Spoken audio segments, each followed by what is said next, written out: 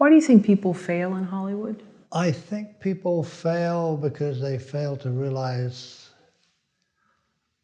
how tenacious you have to be. And all the rejection that you get, and this is the hardest for me to say, is like when you get that rejection, you know you're one step closer to the one person that's going to say yes, you know, and you have to go through. So it's 110-1, you know. You have to have 100 meetings and 10 people say yes and one person actually does it. So it's, I think other reasons that people fail are because I've seen a lot of directors that say, I'm the director, you know? And it's like they're not really coming from a place of knowledge and love of the material, or, you know, they're playing the director, you know?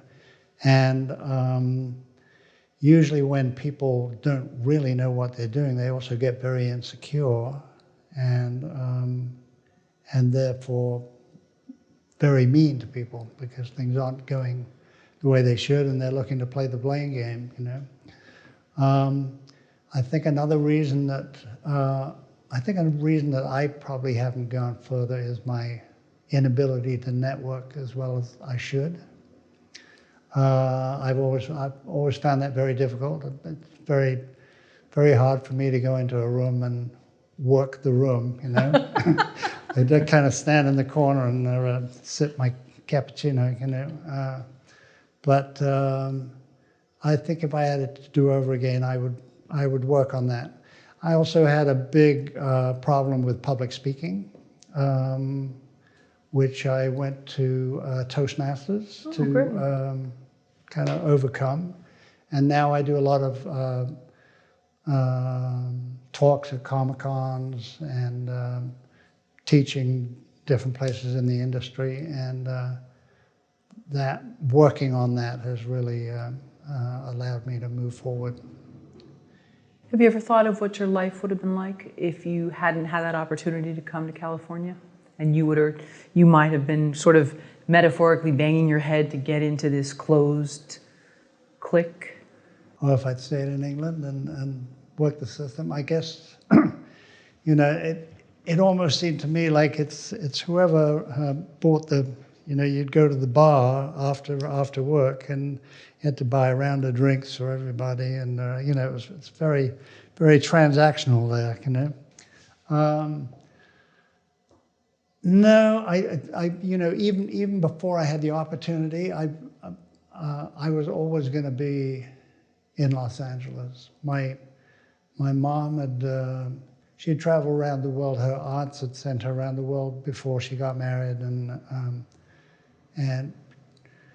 you know, I had this National Geographic that showed me the Los Angeles basin, the Disney studios. Oh, there's Disneyland, 20th Century Fox. You know, I was always going to be here. I don't know, so I don't think the option of staying in England ever would have happened. But I probably would have navigated that system okay, you know, because my passion was to be in the business. You know. Where does your tenacity come from? Because you sit before us sort of like with a monk-like, you know, resolve, and I don't see like a, you know, you don't like networking, and I see somebody who seems more even-keeled, but where does that tenacity come from with your career? I don't know, I think tenacity is not in the moment for me.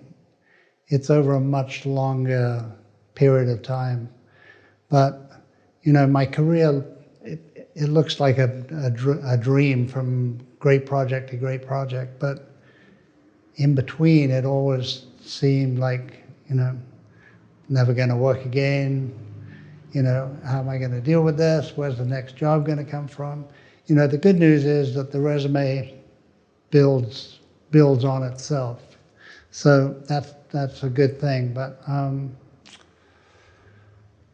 I think it's just a slow forward movement. You know, this is where I'm going, and you never lose sight of that. But it's not like holding on tight to the moment or to any particular one thing. I mean, there are times to do that, but I think it's just a long, slow process. You know, So, but I guess it looks like tenacity, you know. Do you see, whether from your own family or whatever, just younger people wanting things faster and not wanting to, you know, whether it's children in the business or whatever, just a certain route, whereas before you had to more take your time with it, now everybody wants to jump ahead and do something? Times have changed. Yes, I do. I think the kids today, I think they have it much harder because even though there's a lot of product being made now, the competition to get that work is much stiffer than it was when I started out. But I do also see the lack of, you know, when it doesn't come quickly, they kind of like move on to something else, you know. And I think it's only by maintaining the focus, you know, and you're going to get knocked down a whole bunch of times, but you just gotta keep going, you know. Yeah, and you saw your parents were in the industry, is that right? Or at least Yes. your dad was, yeah? Mm-hmm. Yeah. My dad worked as staff at the BBC, so I didn't see the kind of competitive aspect of what I needed to go through to have a successful career. I didn't see him tackling those same problems, but I think he definitely gave me the background and the beginning of that knowledge, you know, because I would go to dailies with him, and you know, BBC shows were done half in the studio and half as filmed elements, and they would like combine them, and it was weird because the in-studio stuff was at 60 frames a second, and then they suddenly cut to this 24 frame a second, so it didn't look like the same piece of media at all. But anyway, they did that. But I would watch him. I would go filming with him. I was never in the studio with him, but he would take me on location, and you know, he would look at a strip of film and he said, every picture on there, every picture should be a perfect picture, you know. So even though it was a movie, you know, so the composition's got to be right. So he gave me this whole kind of basis, and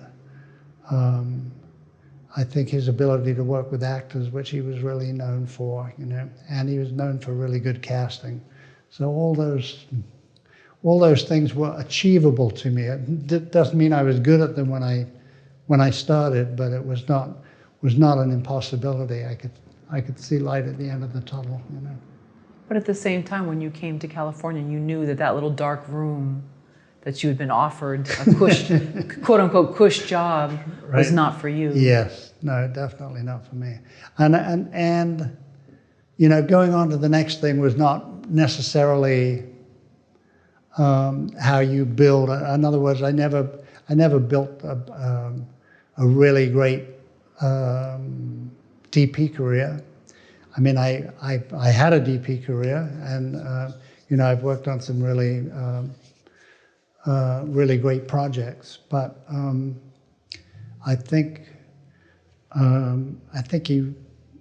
you're taught that you have to focus in a particular area, and I do see if your ambition is to be a great DP, then you really have to focus on that. But mine was not to do that, so I really took a DP career into a commercial directing career, and that way, you know, I must have shot like 300 television commercials, and each one is like a little production. So you're going through that, even though it's for a much shorter period of time. You're going through the casting process, the location process, the equipment process, and the post process. You're going through that many, many, many times, you know. So that was a really good training for me. And then, you know, the writing happened on a much slower level, but studying acting and directing while that was going on has brought me to where I am now, you know.